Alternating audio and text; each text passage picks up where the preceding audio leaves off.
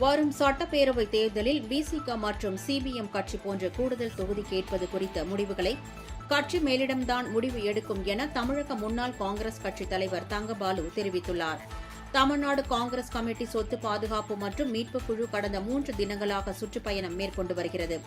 2 நாட்களாக திண்டிவனம் மற்றும் கடலூர், விழுப்புரம் ஆகிய இடங்களில் ஆய்வு செய்த நிலையில் இன்று காஞ்சிபுரம் மாவட்டத்தில் ஆய்வு செய்தனர். பின்னர் செய்தியாளர்களுக்கு பேட்டியளித்த தங்கபாலு, பிசிக மற்றும் சிபிஎம் போன்ற கட்சியினர் போல் கூடுதல் தொகுதி கேட்பது குறித்து தன்னிச்சையாக காங்கிரஸ் முடிவு எடுக்க முடியாது என்றும், கூட்டணி சம்பந்தமான விஷயங்களை அகில இந்திய தேசிய காங்கிரஸ் முடிவெடுக்கும் என்றார். இன்னும் தேர்தலுக்கு ஒரு 10 மாதங்கள் இருக்கிறது. விடுதலை சிறுத்தை கட்சி தலைவர் திருமாவளவன் சொல்லியிருக்கிறார்.